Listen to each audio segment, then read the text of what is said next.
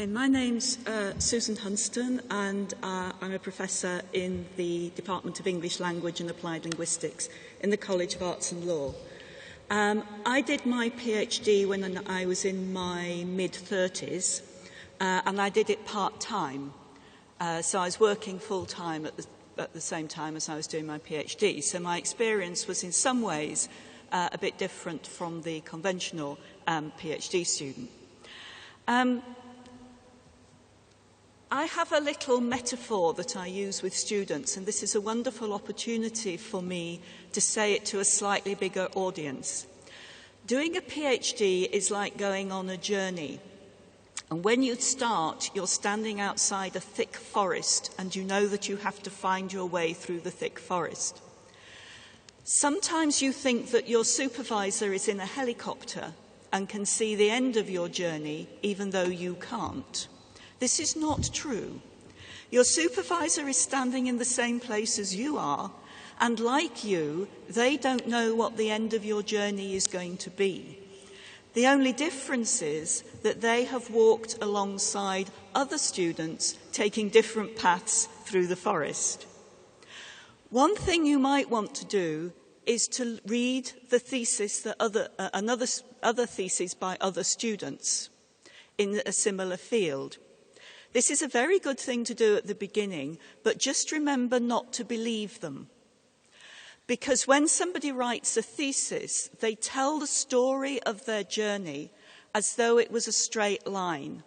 They started off with the questions, they answered the questions, they wrote the results. This is not how it happened.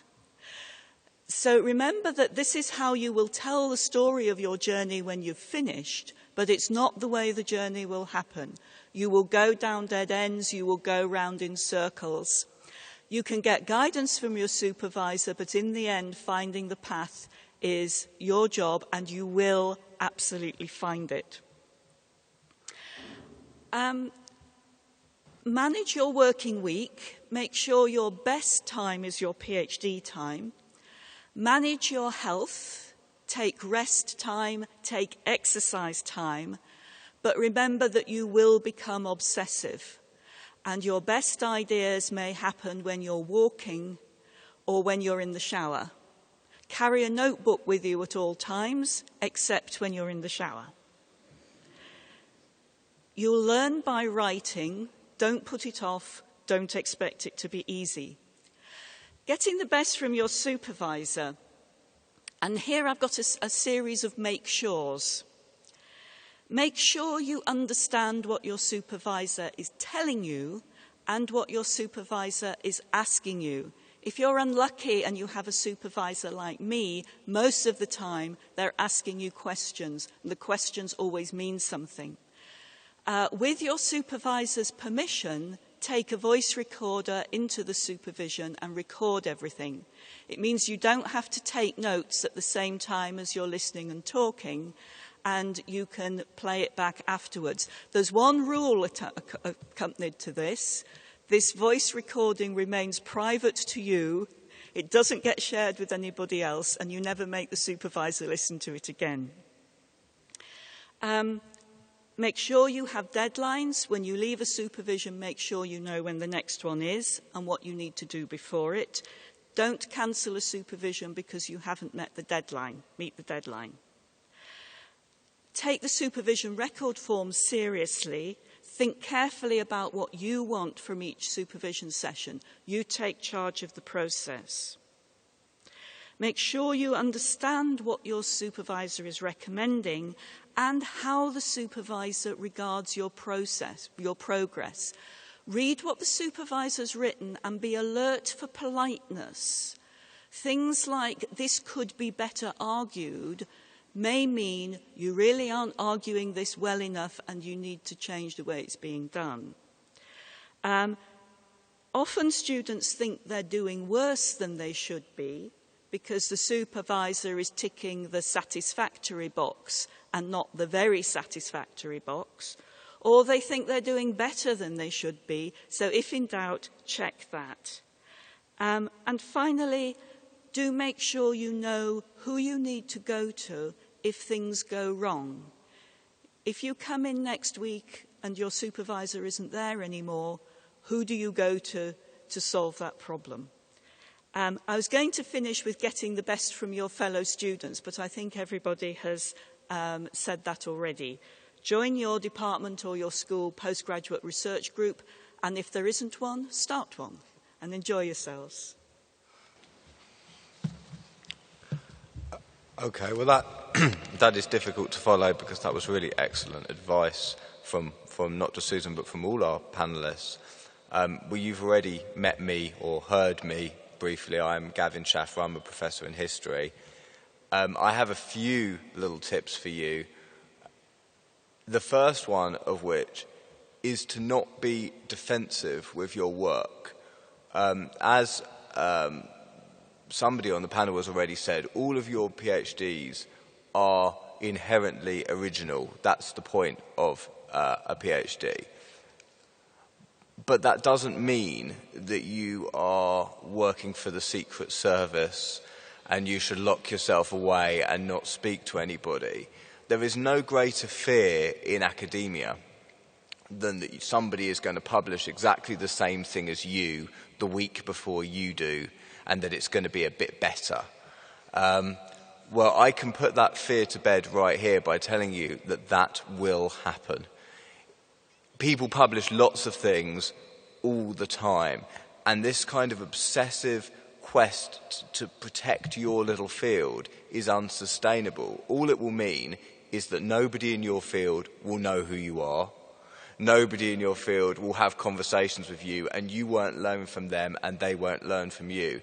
From watching my students, this is not advice I took, but from watching my PhD students, the people who do best are the people who go out to conferences and network and share their research with people. You don't give people full drafts of your work, but kind of fairly openly share your research with people, because then you get to find out what's going on. You make friends, you make contacts, and those networks are the kind of networks that get you postdocs and get you jobs and get you published. The next thing I want to say is to make sure that your supervisor knows what your goals are. People go into PhDs for all kinds of different reasons, and they have different levels of ambition. Supervisors are not mind readers. You've got to make it very clear what you want and how you think you're going to get it. They will tell you maybe if they think that's realistic or unrealistic, but at least then you will both know what you want. It also protects you from a problem that I had, which is that supervisors supervise in a changing world. When I did my PhD, which wasn't that long ago, my supervisor told me, and I had a very, very wonderful supervisor, and he told me, do not publish anything doing your PhD. The most important thing, if you've got a bit of extra time, finish the PhD, work on the PhD, polish the piece of work, don't publish anything. When I did my PhD, that was pretty good advice. But now, that is not good advice. Now, that would be absolutely, well, I would say it would be kind of dangerous advice. So you need to make sure that your supervisor is dealing with the world that you are in and not the world that they were in when they did theirs. I think the final things that I want to say, I mean, it is important to enjoy a PhD. We're working in a highly pressurized environment, but really the first 2 years or first 4 years if you're part-time, you can't do much about how successful you're going to be at the end. That's the time to enjoy it. Academia and all the other careers that spin off a PhD are really stressful. If you can't have fun in the first year of your PhD, you never will. So do enjoy yourselves and try and gorge yourselves on your research. When you are having slumps, and you will have slumps, days when things are just not going right, weeks when things are just not going right, my advice, and this is just purely personal, is to try and make sure you carry on doing a little bit each day. Even if it's just half an hour or an hour or whatever it is, it's much more healthy to keep going through your slump than to build up a big anxiety and then find you haven't done anything for 3-4 weeks and you don't know even where to start to go back to it. The final thing I want to say, again, is very personal, and it is this. Do not see a PhD as a final goal, because it absolutely is not. When my PhD got finished and it passed, but I knew in my head that it wasn't the piece of work, the piece of research that I'd always dreamed of producing. The piece of work that I'd always dreamed of producing took several more years.